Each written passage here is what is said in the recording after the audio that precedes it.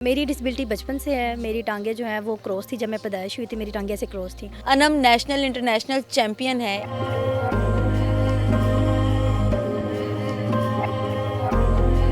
मैं बहुत ज़्यादा रोती थी कि भी मैं ऐसी क्यों। इवन कि जब मेरा मैट्रिक का रिज़ल्ट आया तो उस दिन भी मेरा ऑपरेट हुआ था। हमारे यहाँ पे इमेज ऐसे बना था कि एक डिसेबल है तो बस वो हंस नहीं सकता। हम इतनी अच्छे से सेलिब्रेट करके निकलते हैं तो लोग कंफ्यूज हो जाते हैं कि हम शायद ड्रामे कर रहे हैं। बैरियर्स तो बहुत सारे थे लेकिन मैंने अपनी लाइफ में ना फुल स्टॉप नहीं लगाया। नॉर्मल स्कूल्स में पढ़ती थी आप या कुछ स्पेशल स्कूल से? नहीं, मैं नॉर्मल स्कूल में पढ़ती थी। हंस के भी गुजारनी है, रो के भी गुजारनी है। क्यों ना बंदा हंस के और सेलिब्रेट करके गुजारे तो ज़िंदगी का मज़ा आ जाए। मैं जब पाकिस्तान में होती तो मुझे लगता है कि मैं माज़ूर हूँ, लेकिन जैसे मैं यहाँ से जो है फ़्लाई कर जाती हूँ तो मुझे नहीं लगता कि अनम डिसेबल है। अस्सलाम वालेकुम, दस्तक टीवी से मेरा नाम हिफ्सा ताहिर है और आज हम आपको मिलवाने लेकर आए हैं अनम खान से। अनम खान एक ऐसी मोटिवेशन है उन ख़वातीन के लिए, उन मर्दों के लिए जो कि डिसेबल पर्सनस हैं और अपने आप को नकारा समझ के घरों में कैद कर लेते हैं। अनम खान ने अपनी ज़िंदगी में अब तमाम वो चीज़ें अचीव की हैं जो कि एक आम शख्स का ख्वाब होता है। अनम नेशनल इंटरनेशनल चैम्पियन है। इन्होंने अमेरिका जाके फ़ुटबॉल में पार्टिसिपेट किया, इन्होंने रग्बी में पार्टिसिपेट किया, इन्होंने व्हील चेयर रेस में पार्टिसिपेट किया और न जाने कितनी गेम्स ये खेल चुकी हैं। पाकिस्तान में 2 साल पहले एक इंटरनेशनल चैम्पियनशिप हुई थी, नेशनल लेवल पर चैम्पियनशिप हुई थी जिसके अंदर इन्होंने व्हील चेयर रेस में पार्टिसिपेट किया था और उसमें विन भी किया था। माइलस्टोन एक इदारा है, उसके अंदर रहते हुए ये पिछले 12 साल से काम कर रही हैं और काउंसलिंग करती हैं उन फैमिलीज़ की जिनके घर में डिसेबल पर्सनस हैं और घरों में कैद हैं। उनको घरों से निकाल कर लेकर आती हैं और एक दफ़ा फिर से ज़िंदगी जीना सिखाती हैं। आज माशाल्लाह से इनका एक छोटा सा बेटा है जो इस वक्त इनकी गोद में है, हंसती बसती ज़िंदगी गुजार रही हैं। आइए ज़रा इनसे जानते हैं कि इनकी लाइफ में क्या क्या मुश्किलात पेश आईं, किस तरह से इन्होंने अपनी ज़िंदगी जो है वो गुजारनी शुरू की और आज इतनी सक्सेसफुल कैसे हैं। अस्सलाम वालेकुम। वालेकुम अस्सलाम। कैसी हैं ना? मैं अल्हम्दुलिल्लाह ठीक हूँ। आप कैसी हैं? ठीक है। बड़ा अच्छा लगा आपसे मिलके और माशाल्लाह आपकी इतनी ज़्यादा अचीवमेंट सुन के मैं खुद हैरान थी। मुझे खुद ये चीज़ एक ख्वाब लगती थी कि शायद ही मैं कर सकूँगी, लेकिन जैसे ही मैंने माइलस्टोन को ज्वाइन किया, यहाँ पे इतने पर्सन विद डिसेबिलिटीज़ को देखा, एक मुझे मोटिवेशन मिली और फैमिली सपोर्ट बहुत ज़्यादा थी, जिसकी वजह से ये मैंने सब कुछ कर लिया। वरना तो ऐसा होता है कि एक लड़की है और डिसेबिलिटी के साथ है तो उसे जो है ना डबल डिस्क्रिमिनेट किया जाता है। तो बैरियर्स तो बहुत सारे थे लेकिन मैंने अपनी लाइफ में ना फुल स्टॉप नहीं लगाया।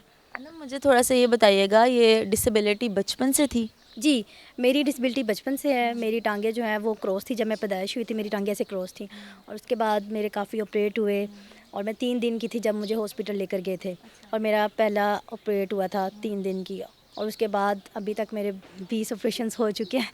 जी, लेकिन आप देख सकते हैं अभी भी मैं व्हीलचेयर पे हूँ।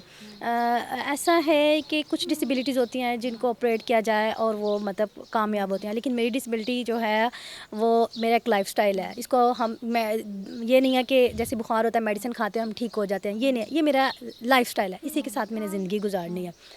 खैर काफ़ी ज़्यादा ऑपरेशंस हुए, उसके बाद मुझे ब्रेसिस लग गए। ब्रेसिस के साथ मैं थोड़ी वॉक करती थी, स्कूल जाती थी। स्कूल भी मेरा एक्सेसिबल नहीं था, सीढ़ियाँ थी। मुझे प्रॉब्लम होती थी कि मैं नाश्ता नहीं करती थी, पानी नहीं पीती थी सारा दिन, कि मेरा वॉशरूम जो है वो एक्सेसिबल नहीं है, तो मैं अगर वॉशरूम मुझे वॉशरूम जाना पड़ा तो मैं कैसे जाऊँगी। इस वजह से मैं स्कूल लाइफ में मैंने कभी नाश्ता नहीं किया था। नाश्ते के बगैर जाती थी क्योंकि एक्सेसिबिलिटी नहीं थी ना। तो फिर इसी तरह मैंने जो है स्टडी किया। नॉर्मल स्कूल्स में पढ़ती थी आप या कुछ स्पेशल स्कूल से? नहीं, मैं नॉर्मल स्कूल में पढ़ती थी क्योंकि स्पेशल स्कूल्स का मुझे उस टाइम आइडिया नहीं था। जब मैंने ज्वाइन किया है तो मुझे पता चला कि स्पेशल स्कूल्स भी होते हैं, तो मैंने एक नॉर्मल स्कूल में जो है स्टडी किया था। जब होश संभाला, जब बड़ी हुई, स्कूल जाने लग गई, तब आपको महसूस हुआ कि अब मैं चल नहीं सकती ज़िंदगी में, मैं तब उस वक्त आप क्या सोचती थी? आज तो माशाल्लाह कामयाब हैं, लेकिन अर्ली एजेस में जब आपने अपने साथ दूसरे बच्चों को देखती थी चलते फिरते खेलते हुए, उस वक्त क्या ख्याल आता था? एक्चुअली मैं यही कहती थी कि मैंने चलना है। मुझे पता था अब मैं ना 8th में हो गई हूँ ना, अब मैं जब 9th में जाऊँगी ना तो मैंने चलने लग जाना है। और मैं बहुत ज़्यादा रोती थी कि भी मैं ऐसी क्यों। मेरे मतलब या तो सब मेरे जैसे हो जाएं या मैं सब जैसी हो जाऊँ। लेकिन जैसे ही जब मैंने माइलस्टोन ज्वाइन किया ना तो मैंने यहाँ पे इतने सारे पर्सन विद डिसेबिलिटीज़ को देखा, तो मैंने कहा मुझे लगता है मेरी दुआ कबूल हो गई। सारे मेरे जैसे हो सारे गए। मेरे जैसे हो गए क्योंकि मैं अपनी फैमिली में फर्स्ट थी ना, डिसेबिलिटी के साथ थी, तो मुझे ये चीज़ बहुत ज़्यादा होती थी कि मैं क्यों ऐसी, और ख्वाब बहुत थे ऐसी कि मैं इस जहाज़ में जाऊंगी, मैं ये करूंगी, मैं ये करूंगी, मैं गेम्स खेलूंगी, मतलब ड्रीम्स थे मेरे माइंड में। ये नहीं था कि कर भी सकूंगी या नहीं, बस ये था कि होगा शायद ऐसे, या करूंगी मैं। एजुकेशन कहाँ तक फिर आपने की? एजुकेशन मैंने मैट्रिक तक जो है एक प्राइवेट स्कूल था, जैसे मैंने बताया कि जिस स्कूल में मैं जाती थी, क्योंकि ना मेरे फादर, मैं 3 दिन की थी, 3 साल की थी जब मेरे फादर की डेथ हो गई थी, और फाइनेंशियली हम इतने ज़्यादा स्ट्रॉन्ग नहीं थे। मेरी मदर ने बहुत ज़्यादा स्ट्रगल की, वो कपड़े सिलाई करती थी, तो हम 6 बहन भाई हैं, हम लोग की। सारे ठीक हैं बाकी? हाँ जी, मैं 5वें नंबर पे हूँ, मेरी डिसेबिलिटी थी। आप समझ सकते हैं कि एक घर भी आपका अपना नहीं, और 6 बच्चों की कफ़ालत करना, और एक डिसेबिलिटी के साथ मेरे ऑपरेशंस भी चलते थे। तो मेरी मदर जो है सिलाई करके जो मतलब पैसे वगैरह आते थे उनसे, मतलब हमारे दूसरे बहन भाई थे उनके फ़ीसिस देना, और कुछ मेरे चचा डॉक्टर थे वो हमारी हेल्प करते थे। तो इस तरह जो है मैंने अपनी स्टडी भी की, और मेरी मम्मा ने जो है ना कोशिश की कि ये चलने लग जाए, इसके ऑपरेशंस हो, ये किसी भी तरीके से ना चलने लग जाए, और मैं भी यही कहती थी कि मैंने चलना है। तो बस इसी तरह मेरी लाइफ जो है वो स्टार्ट हुई, और अब अल्लाह का शुक्र है। और मैंने फिर मैट्रिक यहाँ से स्कूल से किया, और उसके बाद जब मैंने फर्स्ट ईयर में जाना था, इवन कि जब मेरा मैट्रिक का रिज़ल्ट आया तो उस दिन भी मेरा ऑपरेट हुआ था, मैं बेड पे थी और मैं रो रही थी, मैंने पास नहीं होना, क्योंकि मेरे अच्छी मैंने वो नहीं स्टडी नहीं किया, तो मैंने पास नहीं होना, लेकिन मेरा बी ग्रेड था, और मैं रो रही थी, मेरे अच्छे नंबर नहीं आए, और मुझे था कि मैंने डॉक्टर बनना है, मेरा ख्वाब था कि मैं डॉक्टर बनूं। लेकिन जब मैंने ऑपरेशंस मेरे इतने हुए कि मैंने जब एक ऑपरेट देख लिया ऑपरेशन थिएटर में, तो मैंने कहा मैंने डॉक्टर नहीं बनना ऐसा क्यों हुआ? क्योंकि ऑपरेशन, जब मैं ऑपरेशन थिएटर गई हूँ ना, बेटा नहीं, ऑपरेशन थिएटर गई हूँ, तो वहाँ पे ना एक ऑपरेट हो रहा था, तो डॉक्टर ने सारी उसकी कमर काटी हुई थी और हाथ मार के उसके ना मतलब ऑपरेट कर रहे थे। अम्मी कहती हैं जब तुम हम मतलब बेहोशी की हालत में तुम्हें ऑपरेशन थिएटर से बाहर लाए ना, तो तुम कहते मेरा डॉक्टर नहीं बनना, मेरे डॉक्टर नहीं बनना, मेरे डॉक्टर नहीं बनना। अमेरिका का सफ़र फिर कैसे हुआ? जापान तक आप हो आई, ये थोड़ा सा बताएं ज़रा, ये ख्वाब कैसे पूरे हुए? ये ख्वाब ऐसे कि मैंने जब इस ऑर्गेनाइजेशन माइलस्टोन को ज्वाइन किया, मेरे मेंटोर शफीकुर रहमान साहब, इनके जब मैं यहाँ आई ना, तो मैंने यहाँ पे देखा सब लोग व्हीलचेयर पे हैं। मैंने कहा मुझे लगता है मेरा ख्वाब पूरा हो गया। जब इन्होंने मेरी काउंसलिंग की ना, तो फिर मतलब यहाँ से मुझे अपॉर्चुनिटीज़ मिली। इस प्लेटफॉर्म से अमेरिका का एक स्कॉलरशिप आया, जिसमें पूरे पाकिस्तान से वुमेन विद डिसेबिलिटीज़ को सिलेक्ट करके जो है अमेरिका में डिफरेंट स्पोर्ट्स में ना उनको पार्टिसिपेट करवाया गया, और उसमें एक मैं भी थी। जब मैं अमेरिका गई, और मुझे एयरपोर्ट पे मेरा फ़र्स्ट इंटरनेशनल जो है ट्रैवल था, तो मुझे लाहौर एयरपोर्ट पे रोक लिया। आप क्यों जा रही हैं? मैंने कहा कि मुझे जो है स्कॉलरशिप में मैं जा रही हूँ, आपकी मदर नहीं साथ? मैंने कहा मेरी मदर, ज़ाहिर है और स्कॉलरशिप मुझे मिला या मेरी मदर को, आप वॉशरूम कैसे जाएंगी? मैंने कहा आप ऐसा करें मेरी सीट वॉशरूम के साथ कर दें, तो मैं खुद मैनेज कर लूँगी। अकेली गई आप यहाँ से अमेरिका? अमेरिका मैं खुद अकेली गई थी, और हमारे जो दूसरे थे ना फ्रेंड्स थे जो डिफरेंट सिटी से, उन सब की फ़्लाइट्स इस्लामाबाद से थी, मैं लाहौर से थी। मुझे भी कहती कि आप इस्लामाबाद से करवा लें, तो मैंने कहा ये मेरे लिए मुश्किल होगा कि मैं यहाँ से पहले 4 घंटे का ट्रैवल करके इस्लामाबाद जाऊँ, फिर आगे इतना लंबा ट्रैवल है। तो मैंने कहा नहीं, मैंने फिर यहाँ से फ़र्स्ट मेरा ट्रैवल था, और मुझे बिल्कुल भी प्रॉब्लम नहीं है, क्योंकि एयर होस्टेस इतनी कोऑपरेटिव होती है ना। वो मैंने कहा मैंने वॉशरूम जाना, ज़रा उन्होंने नहीं डर लगा? मैं अकेले जा रही हूँ, व्हील चेयर हैं, क्या कोई मसला मसाइल हो सकता है? मुझे लगता था कि मैं पाकिस्तान में माज़ूर हूँ। मैं वहाँ पे जैसे ही मेरा दोहा में स्टे था, तो मैं दोहा पे जब मैं ऐसा होता है कि प्लेन में सबसे पहले पर्सन में डिसेबिलिटीज़ और जो बुज़ुर्ग लोग होते हैं उन्हें बिठाया जाता है, और एंड पे जो है ना उन्हें जो है कहते हैं कि अब आप लोग जाएं। तो डोर पे अटेंडेंट व्हीलचेयर लेके खड़ा था दोहा का, और आगे भी मेरा ह्यूस्टन में था स्टे, वहाँ पे भी अटेंडेंट मुझे मिल गया। तो मुझे नहीं फ़ील हुआ कि मैं व्हीलचेयर यूज़र हूँ, और उसी ने ही मुझे नेक्स्ट गेट पे मुझे पहुँचाया जहाँ पे मेरी नेक्स्ट फ़्लाइट थी। और अगर मुझे लगता है कि अगर मैं चल रही होती तो मैं गुम हो जाती, क्योंकि वहाँ के एयरपोर्ट्स इतने बड़े बड़े हैं, और मुझे इसका बेनिफिट मिल गया डिसेबिलिटी का।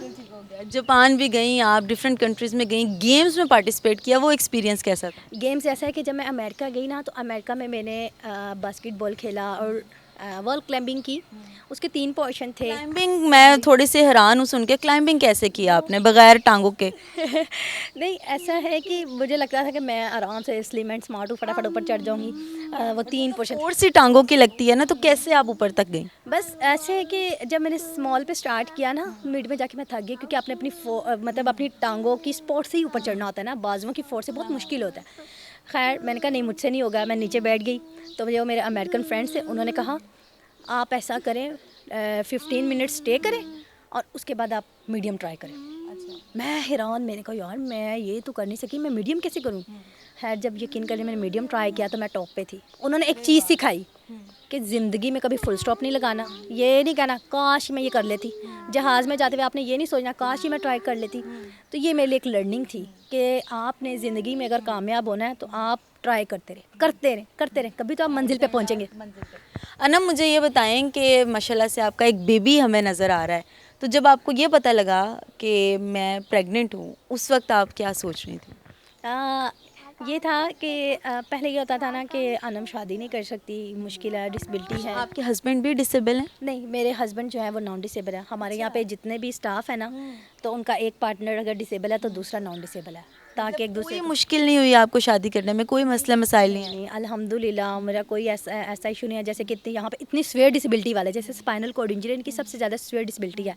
माशाल्लाह से उनके भी बच्चे हैं, वो अपनी एक हैप्पी लाइफ गुजार रहे हैं, और मेरा भी ऐसा कोई मसला। कहता है ना कि हुन है कुड़ी किसी काम दी नहीं है, इनको कौन ब्याह के लेके जाएगा। अच्छी अच्छी बैठी हुई हैं अपने घरों में, पढ़ी लिखी बैठी हुई हैं, अमीरजादियाँ बैठी हुई हैं। बिल्कुल ऐसे ये हमारी सोसाइटी की ना एक सोच है, तो ये सोच हम लोगों ने खुद चेंज करनी है, क्योंकि मेरी भी ये सोच थी। इवन कि मैं डिसेबिलिटी के साथ हूँ ना, तो मेरी भी यही सोच थी। लेकिन जब मैं यहाँ पे आई हूँ, यहाँ पे काम किया, लोगों से मिली हूँ, तो ये मेरी सोच चेंज हुई। हस्बैंड के साथ ज़िंदगी कैसी जा रही है? मेरी हस्बैंड के साथ माशाल्लाह बहुत अच्छी लाइफ चल रही है। और वो बाहर होते हैं, जब वो पाकिस्तान आते हैं तो हम कहीं जाते हैं ना, तो लोग समझते हैं बहन भाई।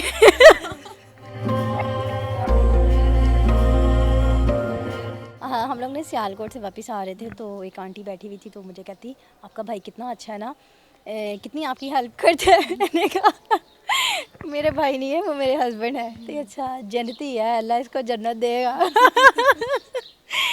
तो इस तरह के वो बहुत कमेंट्स सुनने को मिलते हैं। अक्सर हम लड़कियां जो हैं एम्पोरियम मॉल, अभी भी हम रिसेंटली ईद पे, हम लास्ट ईयर ईद पे हम कलर का हार गई हुई थी, अब सब व्हील चेयर पे थी। और अभी हम कल वापस आए हैं, हम लोग गए हुए थे भावलपुर, वहाँ पे जो है सारे महल देखे हमने।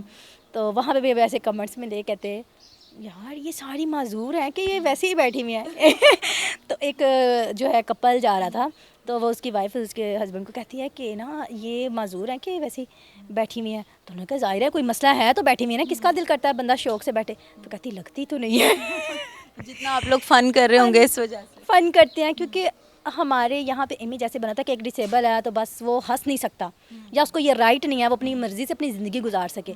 हम इतनी अच्छे से सेलिब्रेट करके निकलते हैं तो लोग कंफ्यूज हो जाते हैं कि हम शायद ड्रामे कर रहे हैं। जनाब ये बताएं, बच्चा माशाल्लाह से आपके साथ है, 2 से ढाई साल उसकी उम्र है। बच्चे तो इतना तंग करते हैं माओं को कि पूरा दिन नचाते हैं, कैसे आप अपने बच्चे को मैनेज करते हैं?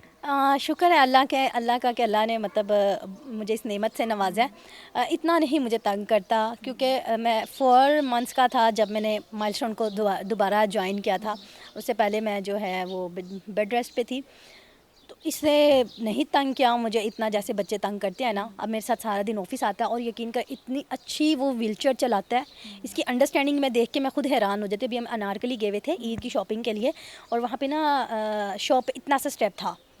अब एक आम बंदे को नहीं पता कि यहाँ से व्हीलचेयर कैसे ऊपर चढ़ानी है। अब ये नीचे उतरा, मेरी गोद में था, उतरा, और इसने पहले छोटे व्हील ऊपर रखे हैं, फिर पीछे से पुश किया कि मामा अंदर जाएंगी। मतलब इसकी इतनी ज़्यादा अंडरस्टैंडिंग हो गई। इलेक्ट्रिक व्हीलचेयर इतनी अच्छी मूव करता है।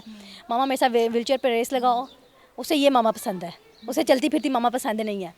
वो मतलब मैं इसकी अंडरस्टैंडिंग देखती हूँ कि कितनी अच्छी इसकी अंडरस्टैंडिंग हो गया कि हर चीज़ को अंडरस्टैंड करता है। यहाँ पे जितना भी स्टाफ है जो आ गया तो इसने उसकी व्हीलचेयर ला के देनी है कि ये आपकी व्हीलचेयर है, मामू ये आपकी व्हीलचेयर, आंटी ये आपकी है, ये अम्मी आपकी है।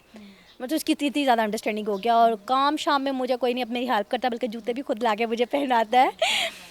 तो कहते हैं ना इन्ना मालूसरी उसरा फ़इन्ना मालूसरी उसरा, तो वही है कि हर मुश्किल के बाद आसानी है।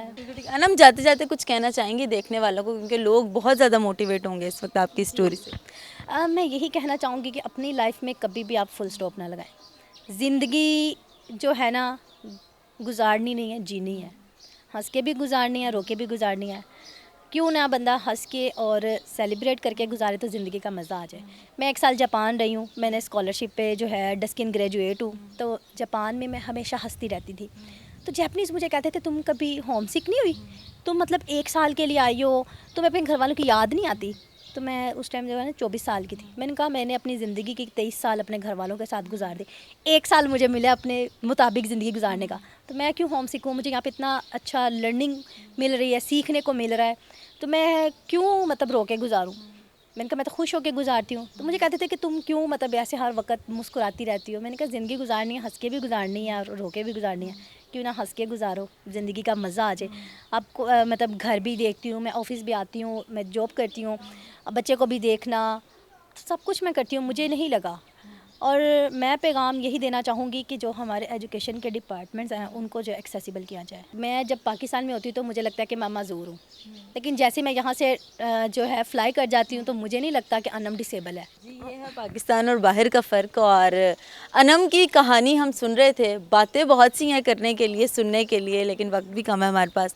तो अनम एक रोल मॉडल है उन ख़वातीन के लिए, उन डिसेबल पर्सनस के लिए जो अपने घरों में बैठ जाते हैं और ये सोचते हैं कि अब हमारी ज़िंदगी जो है वो ख़त्म हो गई है। लेकिन अनम ने अपनी ज़िंदगी से, अपनी ज़िंदगी के तजुर्बात से ये चीज़ साबित कर दी है कि कोई भी डिसेबल पर्सन डिसेबल नहीं होता जब तक वो खुद ना चाहे। अचीवमेंट्स आप इनकी सुन रहे थे, इन्होंने अपनी ज़िंदगी के हर ख्वाब पूरे किए हैं, स्टडी भी की, इंटरनेशनल टूर्स भी किए, इंटरनेशनल गेम्स में पार्टिसिपेट भी किया, पाकिस्तान में नेशनल गेम्स में विन तक किया, शादी भी की। माशाल्लाह से इनकी एक औलाद भी है, इनका एक बहुत प्यारा सा बेटा भी है जो इनका पूरा सहारा बना हुआ है। ये अनम की कहानी थी। उम्मीद है आपको अच्छी लगी होगी। मुझे दें इजाज़त। अल्लाह हाफ़िज़।